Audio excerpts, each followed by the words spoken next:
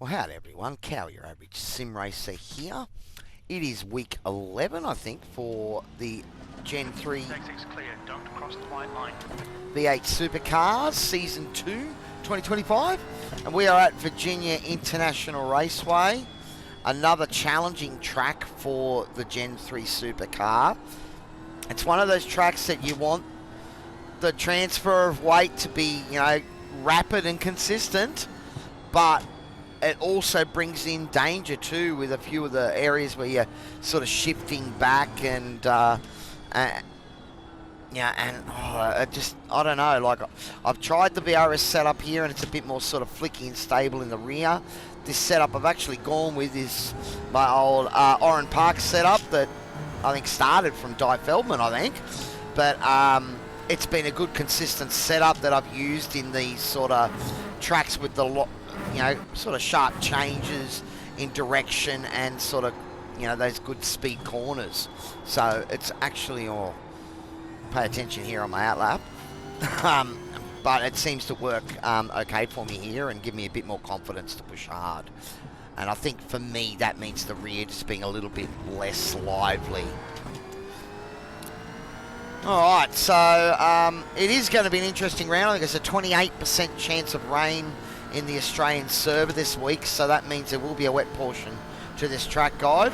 Well, don't go wide there. But it does take a little bit of time to get up to speed around here, so make sure you do give yourself a bit of practice. Alright, so setting up the start of this lap, we're looking to get up over this curb on the left here, so we can open out this corner here and get on the gas. Might do a little short shift there so we can get a bit more acceleration. Now, coming into the kink here before the start, you want to make sure you stay over to the right because it is really easy to float wide. All right, coming into T1 but braking at the 4, back to second, and if you get it right, you'll feel the car start to sort of, they use the slip angle and rotate into the corner there. Short shift to third. The fourth, I'm going to be braking about halfway along that curve, going outside and then back in to get on the apex. Again, brake in a straight line, be careful, it's easy to rotate the car there. Short shift to third. Again, try and stay inside the dirt there because you see how tricky that is. And full throttle through this section here. Alright, this section up here, again, you've got to be pretty precise, get as close as you can with the inside tyres. And then as soon as you get off that curve, back to 5th, stay over to the right, back to 4th, and get up on this curve so you can apply some acceleration down the hill. Braking at the 2 or just before it, back to 2nd, and again, it's one where you're double apexing. Try and get on the gas as early as possible, but be smooth on the throttle because it's really easy to step the car out there too. Alright. Straight run down here. The toe's going to be a little bit effective, so be wary of that. But I'm looking to brake probably at the 3 or just before it. Going back to 2nd, but get over to the left. So you can open up this corner here and get back on the gas, carry speed through this section here. Short shift to 3rd, float wide. You get up on it, brake through, and try not to get the off track because there is a slowdown there that you've got to be wary of. But there is a somewhat quick-ish lap of Virginia Raceway. It's now 34 Celsius. It is pretty warm on track, I must say, in the practice. So you're dealing with sort of high 30s in the track temps, so that can make a difference to lap times. Oh, we're a bit better over the right here. We can carry a bit more speed into this. And notice how I'm going straight out there when I'm braking and shifting. If you're trying to rotate the car there, it wants to step out. Same thing here. It wants to step out, so just be aware of it. A little bit more, better run this time, but again, that's that weight transfer, the flick left, right. It wants to unsettle the car. So, it is going to be something that everyone's going to have to work out their own way to deal with it this week, I think. Be wary of carrying too much speed through here, because if you end over on the left, it's really hard to get speed in this corner here, and this is where people are going to make a move on you. Right, float it wide. This is a bit better radius. Oh, I've still turned a little bit early, I think. But again, trying to be smooth on the accelerator coming out of there. It's easy to spin the car, rotate it. You can't blame the shade of the tree anymore because the tree is gone.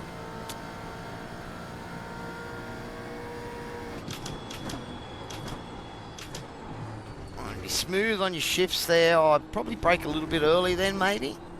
Gave up a bit of time.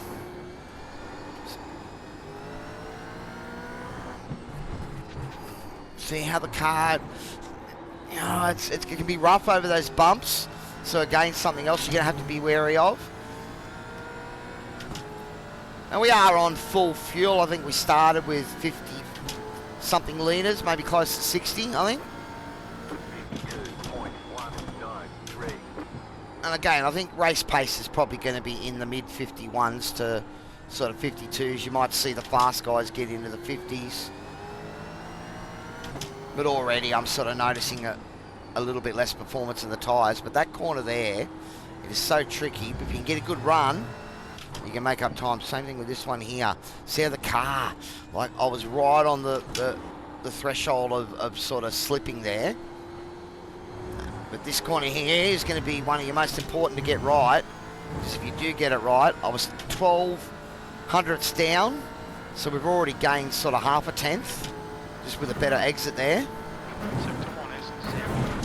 Off track there. That's how easy it is to do. So this might be another one of those tracks that hurts the safety rating this week.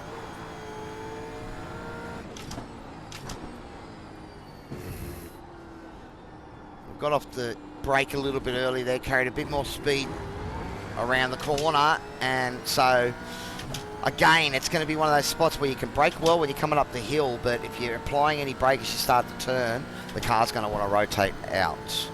All right, well, coming up, we'll bring this round into the pits.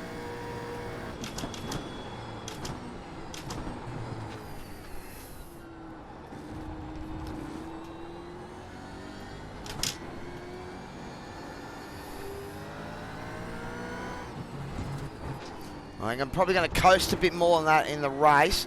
All right, so pit lane's around to the right here.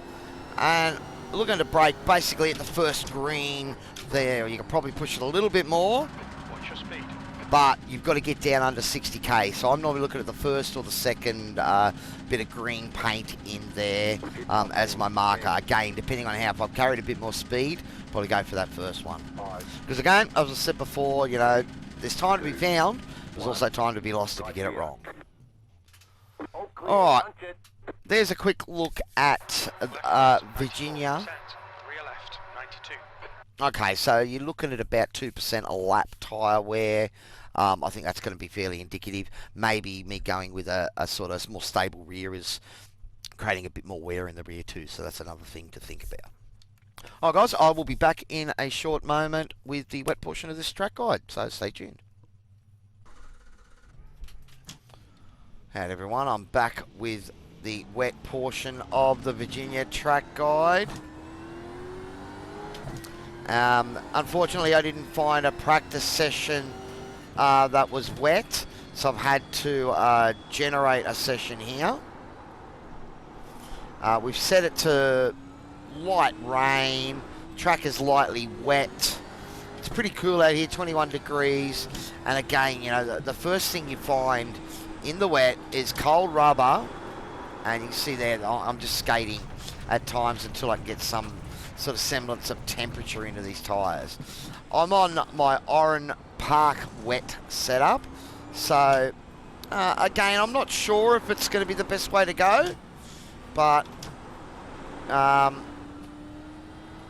sort of when in doubt, go back to a setup that you know and you know performs well in various situations. So that's what I've done here. And you can use these curves in the fast, but you've got to be careful. You can see there, I mean, the rear of the car stepping out. You can see all that rubbered line on the outside. I think I set this to 70%. track usage. So it's going to be again one of those ones where the normal braking line is going to have rubber on it, and when you add water to rubber, it's quite slippery. Now this corner down here is a little bit different, I think, in the wet as well. I'm going to brake at the 5 instead of the 4 and be really gentle with my braking, because you can see there, like I was a hairbreadth from skating in a few parts there. Get on the outside again, looking for the areas that aren't quite as rubbered in. I'm going to stay off the curb in the wet. Oh, try to anyway. And you can see that not getting up on that curb there made that last corner there quite a bit more difficult than it does in the dry. Now, I don't think I need to do too many laps here in the wet. So we're going to brake probably halfway between the 4 and the 5. But what we did is we tried to break up the inside, and you can see that crossover point where the rubber's on the right-hand side of the track, and breaking through that, the car started to slip. All right, see if we can get the car to turn in. Nah. So, I mean, that's going to be a problem. That corner there, very hard to stay off the rubbered line. I think our only saving grace this week is that it's a 24% chance of rain, so I don't think it's going to be anywhere near this heavy.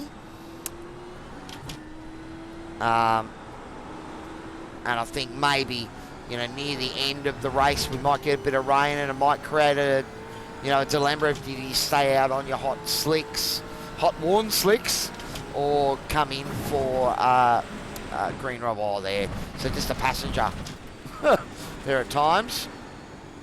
And same thing here, you know, you want to be up the inside where the grip is, but you're floating out to where that rubbered line is. Again, yep, I'm going to break up the inside here, and then I'm going to float across it. And just be very gentle on my inputs. Get a lap done around here.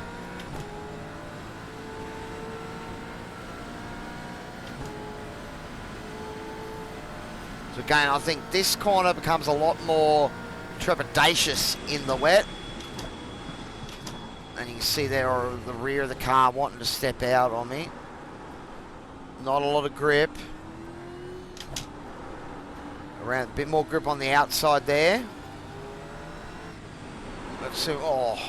So we try to open up that corner, but we're still sliding in spots. Again, I think with 70% track usage, you know, the rubber is down and it's slippery. All right, let's bring it around once more, and I'll bring it into the pits. I think you can see what the dangers are going to be here, but very much, you know, you're looking to brake on the lines where there's not as much rubber. You see here, I'm staying around the outside there. Now we saw the danger here, so I'm going to shift earlier and get up the inside for this corner. A bit more grip, but again, then you're crossing over, getting out near the edge where that rubber is again. Oh. And I think, you know, if it rains this hard in one of the races this week, I think there might be quite a few people struggling. You can use those curves there. I think the 3D curves are probably going to be a little bit better than the white lines, or they'll be definitely better than the white lines. See a wrong line there, see if we can get this line. And again, maybe the easiest way is to coast. But you can see there I carried a bit too much speed, and now I've got to really give it up to get that turn, and also picked up an off track. I know this is not my best run in the wet, but I think I might leave this version in as the track guide. Not only because I've had a couple of goes at this now, but also I think it's showing sort of some of the danger points that you're going to have to look out to if we do get weather like this. So again, these track guides are not about me trying to show you guys how fast I am. It's all about trying to find, oh, see there, like, we've got a big slide. Can we arrest it? No. So there you go. That's going to be the danger this week. You get it slightly wrong. I bet you lost a lot of power. Yeah, she's not going anywhere, Jim. So But that's going to be the issue, you know. Have a moment like that and your race is done. Anyway, guys, thanks very much for watching. This is Cowy Average Sim Racer sitting parked on the side of the road with a broken car. But thanks very much for watching. I hope you are all enjoying the track guides. Give me a like and subscribe if you haven't already done so. But thanks very much for watching, and we'll see you all next time. Cheers.